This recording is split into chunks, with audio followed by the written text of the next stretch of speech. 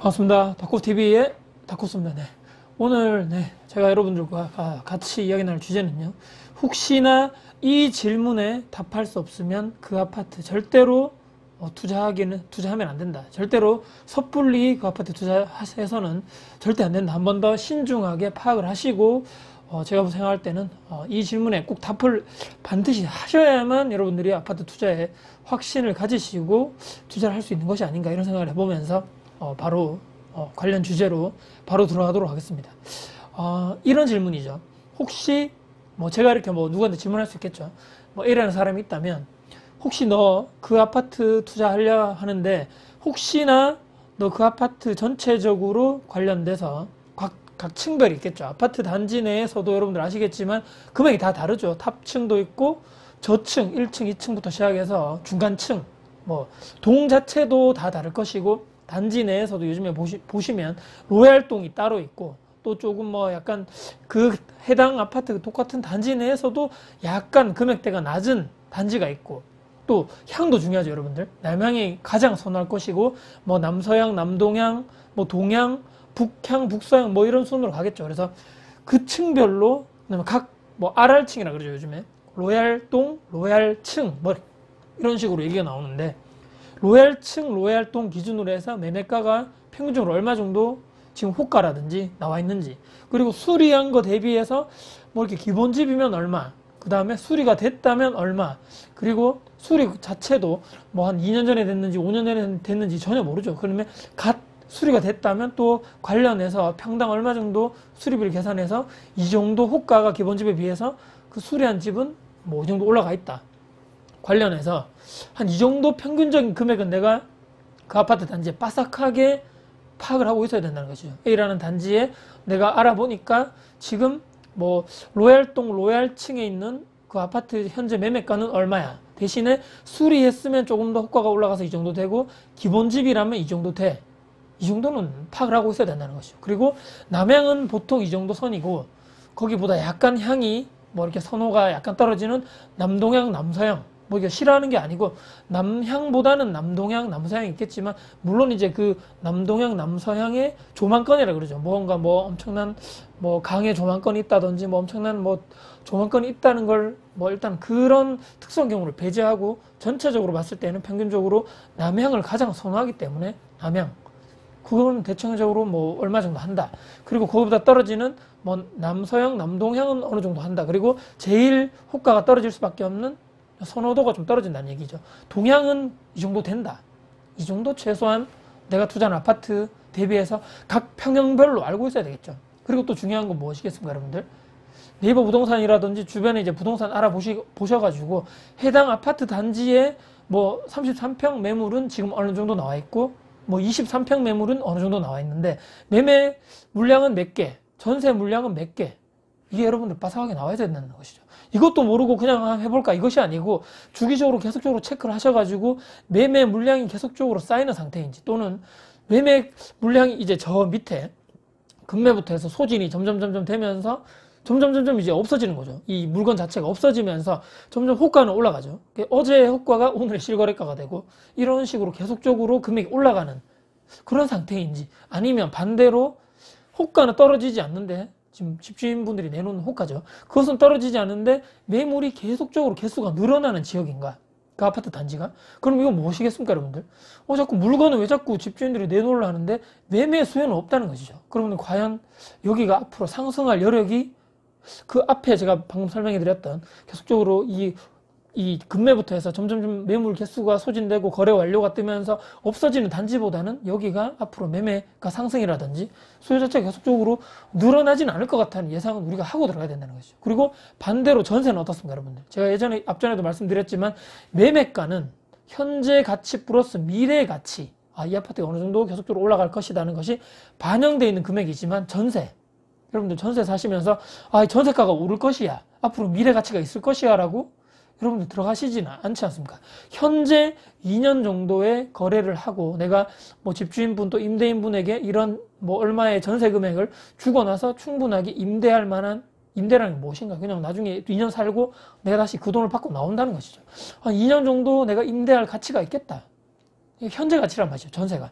전세 매물이 제가 볼 땐 투자에 있어서 가장 키포인트가 아닌가. 저도 항상 이 전세 물량, 전세가에 대해서 상당히 제가 파악을 하고 들어가는데요. 여러분들 뭐 공부를 하시겠지만 어느 정도 고수라든지 투자를 많이 하시는 분은 알겠지만 혹시나 이 영상을 보시는 분 중에 부동산 초보자분들 그리고 부동산 앞으로 투자를 해야 되겠다 하신 분들 중에 이 영상을 반드시 보셔야 되는 것 중에 투자성에 이것을 해야 된다 말아야 된다의 가장 키포인트가 하나가 바로 전세 물량과 전세가라는 것이죠. 여러분들. 아까 말씀드렸듯이 현재 이런 매매, 이 매매는 미래, 이 전세는 현재 가치라고 말씀드렸죠. 그래서 충분하게 이 정도 임차하시는 분들이 또 전세 사시는 분들이 이 정도 가격에 이 정도 돈을 주고 2년 정도 충분하게 살 가치가 있겠다. 현재 가치가 있겠다고 판단하고 들어오는 것인데 자, 한번 생각해 보시죠. 전세 물량이 해당 평수에 대비해서 계속적으로 늘어나는 지역. 그러니까 사람들이 여기 전세 물량이 점점 많아진다. 보통 이런 지역이 어디겠습니까, 여러분들? 보통 신축 아파트가 처음 분양했을 때 여러분들 투자하시는 분들이 바로 살지는 않고 계속적으로 전세 물량으로 계속 많이 나오죠. 그래서 갑자기 물량 폭탄이 되면서 전세가가 일시적으로 팍 떨어지죠. 이런 지역. 또는 또 주변에 뭐 물량이 폭탄이라 가지고 기존에 있던 구축 매물들의 계속적으로 전세가 나오는데 물량이 많아지는데 호가가 올라가는 것이 아니고 계속적으로 낮아질 수밖에 없는. 왜냐하면 집 주변에 물량이 엄청나게 많기 때문이죠. 이런 지역 여러분들 투자성으로 적합할까요? 그렇기 때문에 물량이 중요하다 같이 연관돼 있겠지만 이 전세 물량 자체가 계속적으로 늘어나는 지역 또는 전세 이 시세 자체가 계속적으로 올라가는 것이 아니고 뭐 계속적으로 보합이라든지 떨어지는 지역이라면 사람들이 봤을 때 이 정도 금액을 주고 여기를 계속적으로 살 가치가 없겠어. 계속적으로 낮아지는 거죠. 그래서 조금 더 다른 뭐 위치가 더 좋은 곳이라든지 더 새 거의 아파트로 간다든지 입지가 더 좋은 곳으로 그쪽으로 가면서 기존에 있는 여기 있는 이 전세 시세마다 계속적으로 떨어지는 또 물량도 많아지고 그럼 매매가도 떨어지고 전세가도 떨어지고 계속적으로 악순환이 반복되는 이런 지역에는 여러분들 절대로 투자하시면 안 되겠죠. 자, 그렇다면 이 아까도 말씀드린 대로 반대로 전세가 계속적으로 이 물량이 나오자마자 거래가 되고 그러면 매매하고 비슷하죠. 전세가가 급매인 것부터 가격이 낮은 것부터 거래가 보통 되겠죠. 그러면 계속적으로 점점 거래되고 하면 아까도 매매가 똑같듯이 어제 호가가 오늘 실거래가가 돼버리면서 계속적으로 전세 시세가 올라가면서 물량도 점점 소진되고 나오자마자 전세 물량 없어. 지금 일부 대구 지역의 일부의 이 지역별로 이 대구 사시는 분은 알겠지만 전세 물량이 없어가지고 호가가 계속적으로 올라가는데 저렇게 비싸게 누가 들어가겠어 하겠지만 실제적으로 나중에 가봤더니만 물량도 없어지고 그 금액에 다 전세 계약이 돼버려가지고 참 이 전세가 귀하다 이렇게 소장님들이 얘기하신단 말이죠. 그럼 그런 지역에는 오히려 아까 말씀드렸던 이 반대의 경우보다는 투자성으로 더 적합한 것이 아닌가. 왜냐하면 현재 가치가 계속적으로 상승한다는 것은 사람들이 계속적으로 여기에 거주를 할 가치가 있다. 물론 이것과 무조건 이런 지역에는 뭐 매매가가 상승한다 이런 것은 아니겠지만 그래도 아까 계속적으로 이 전세가 물량이 쌓이면서 호가도 계속 떨어지는 지역보다는 오히려 이런 곳이 지금 현재 가치로 봤을 때는 비교해서 봤을 때는 이쪽이 훨씬 더 높다는 얘기겠죠. 그럼 여러분들 그것도 다 파악을 하셔야 된다는 거죠.